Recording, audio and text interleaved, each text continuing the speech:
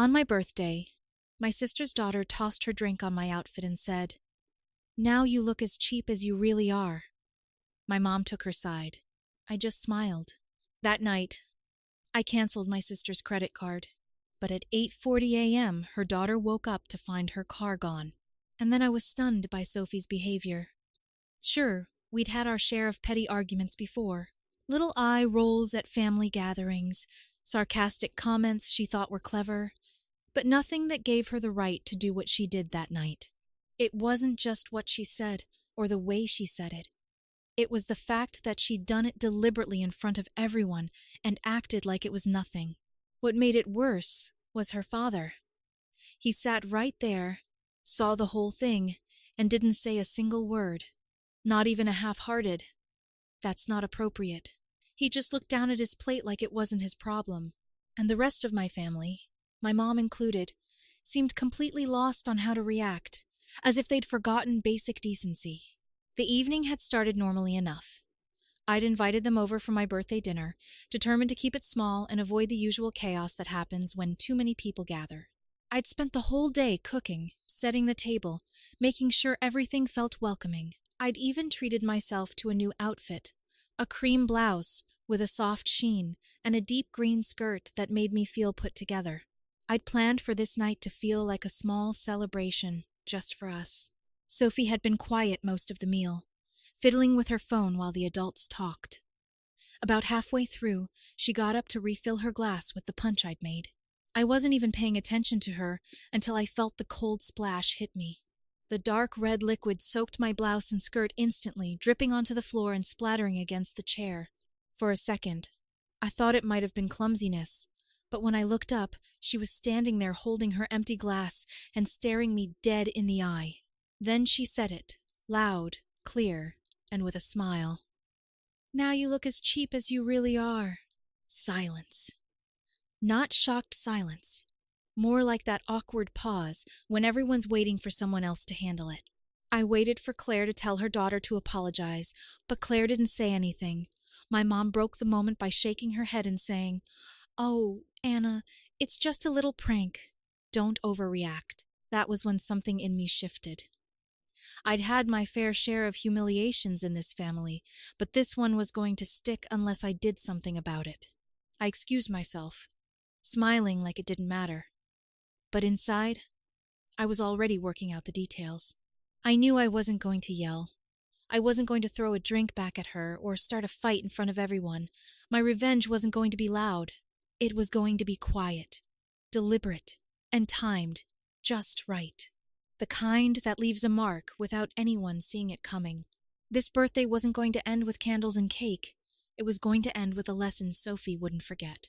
When I came back to the table after cleaning myself up, the room felt heavier. Nobody looked directly at me, but I could feel their eyes shift every time I moved. I sat down like nothing had happened, calmly refilled my glass, and rejoined the conversation as if my clothes weren't still damp and smelling like punch. They probably thought I'd let it go the way I always had. That was their mistake. Sophie didn't meet my gaze. She kept fiddling with her phone, occasionally smirking like she'd won something. Claire was talking about a work project, and my mom chimed in here and there, trying to keep the evening moving along. I laughed when they laughed, nodded when they spoke, and made no sign that I was even thinking about the incident. But I was. By the time dessert was served, I already had my plan forming. I wasn't going to yell, cry, or storm out. I wasn't going to give them the satisfaction of seeing me rattled.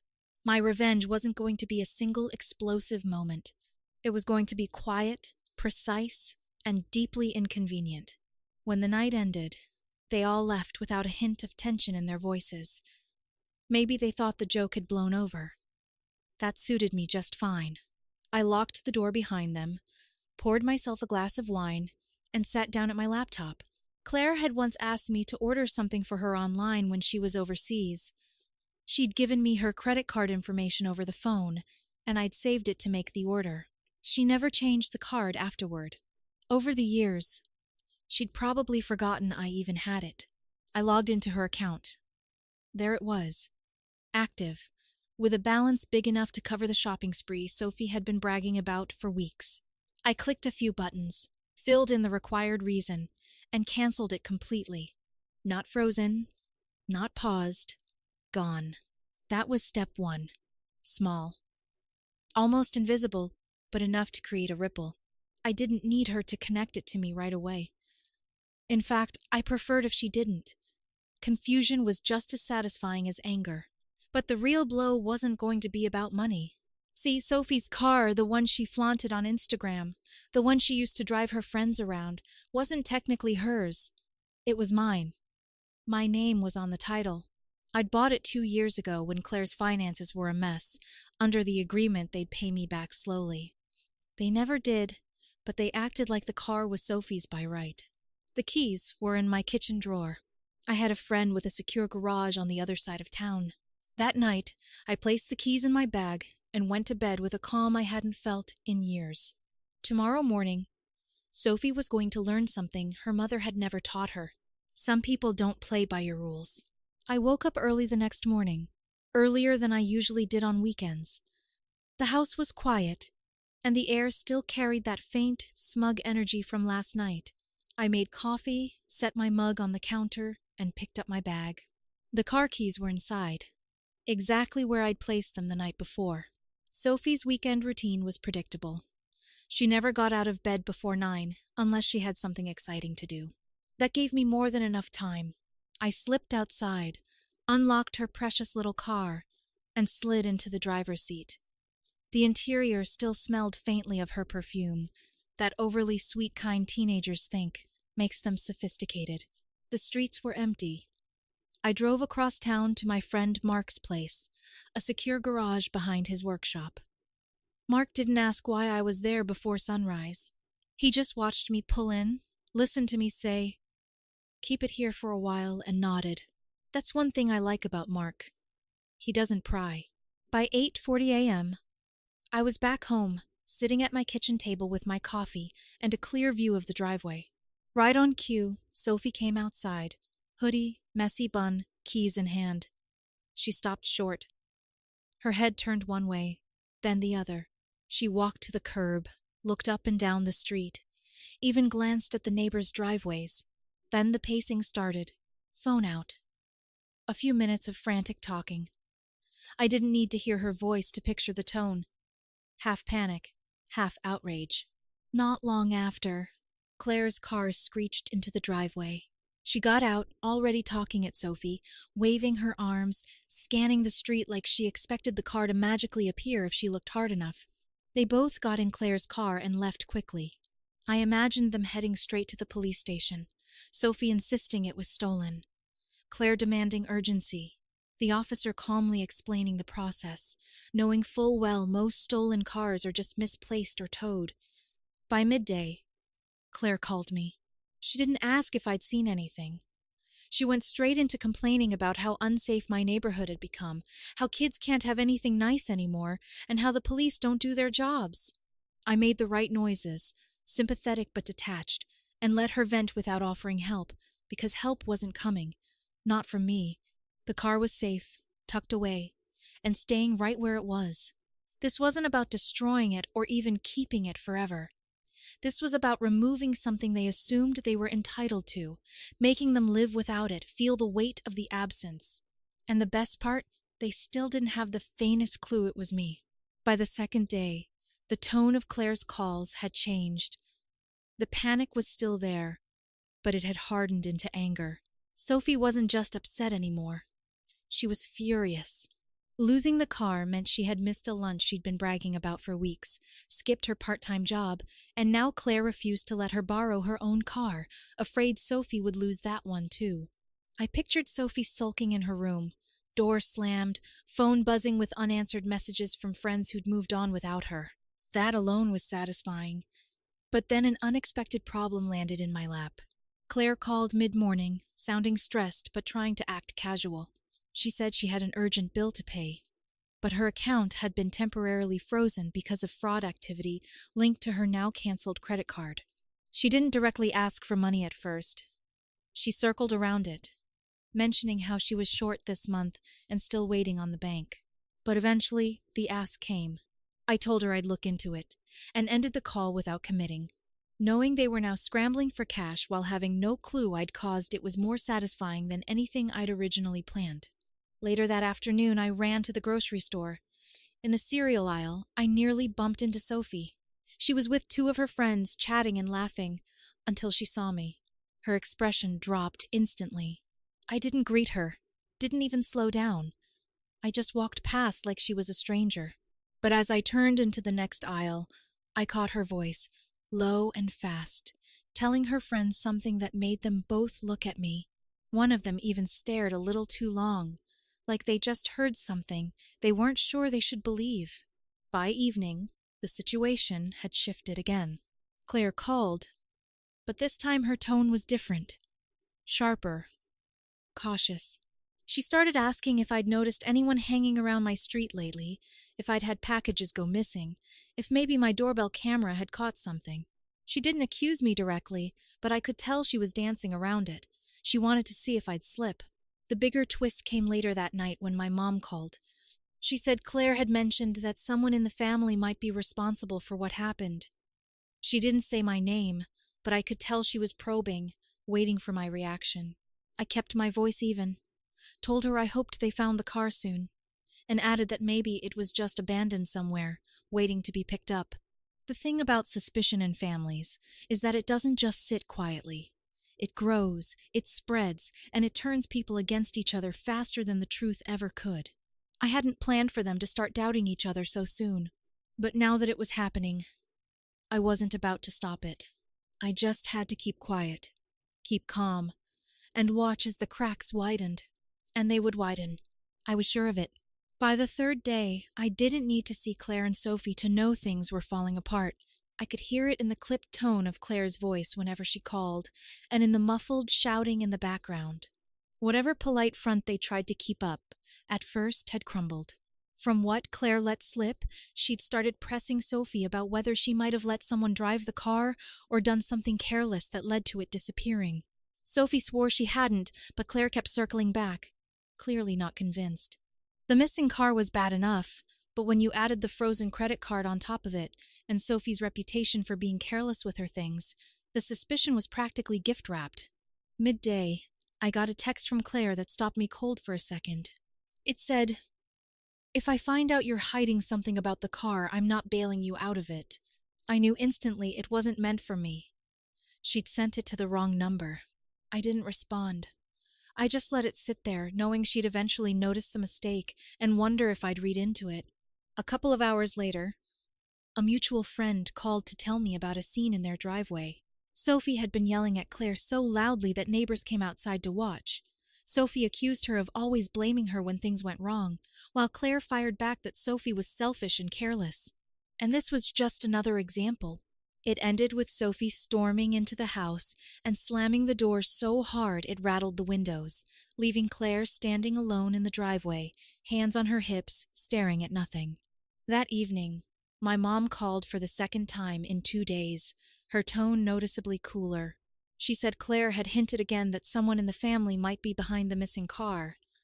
Mom didn't outright accuse me, but I could tell she was testing the waters. I kept my voice steady, told her it would be terrible if that were true, and even added that I'd keep my eyes open in case I spotted the car nearby. She seemed satisfied enough to end the call, but I could feel the suspicion still simmering under the surface.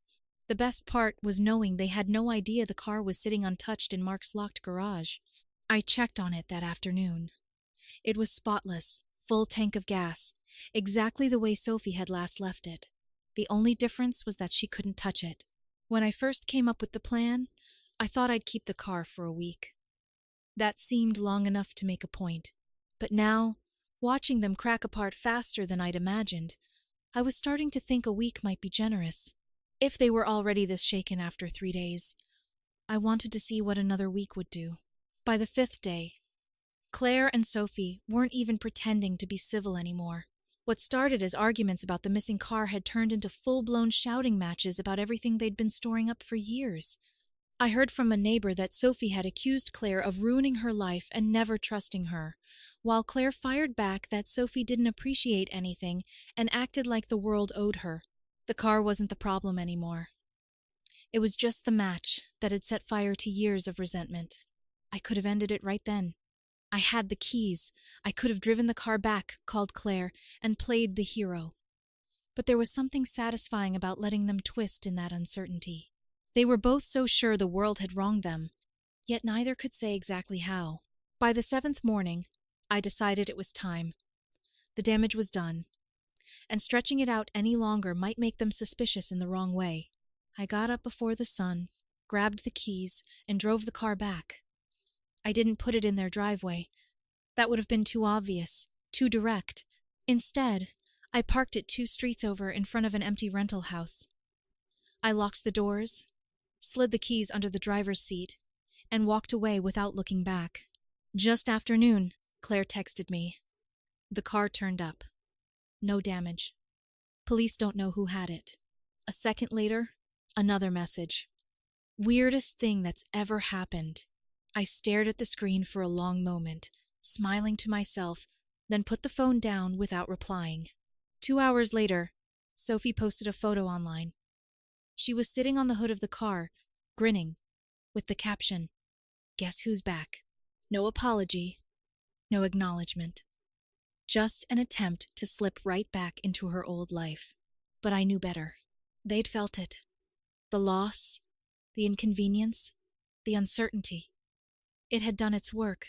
They'd learned, in their own way, that things could disappear without warning, and that sometimes there's no one to blame but themselves. I never admitted anything, and I never will. I don't need to. The best part about quiet revenge is that it leaves no proof, just a lingering shadow of suspicion. And now, that shadow will always be there for them. Because the next time Sophie mouths off or Claire dismisses me, they'll remember this week. They'll remember how quickly comfort can vanish. And they'll wonder just for a second if I'm the one holding the keys again. That doubt, that pause before they act, is worth more than any shouted argument or dramatic confrontation.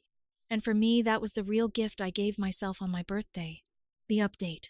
It had been 3 weeks since the birthday incident, and life had settled into something resembling normal.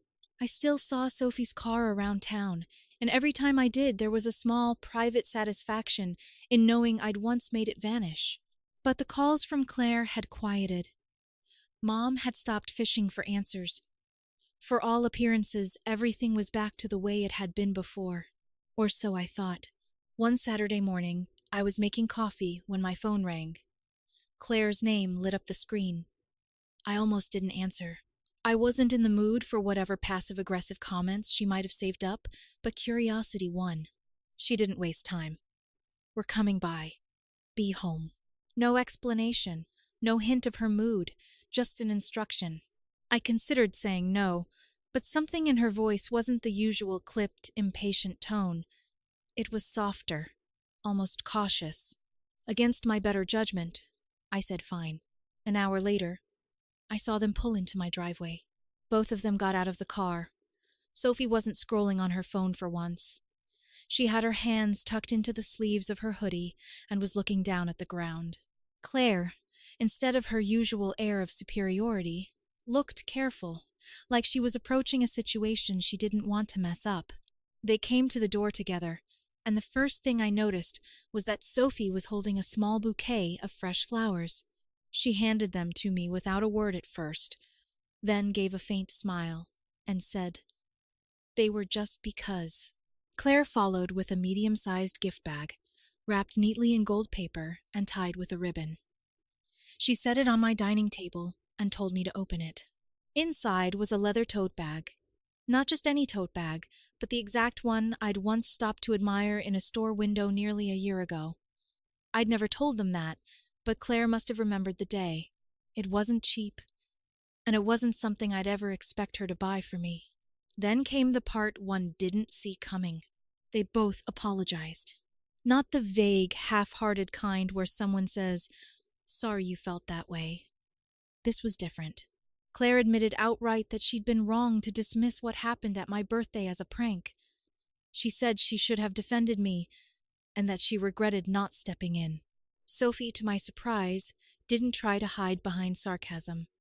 She said her comment at dinner was cruel, and she'd been thinking about it since.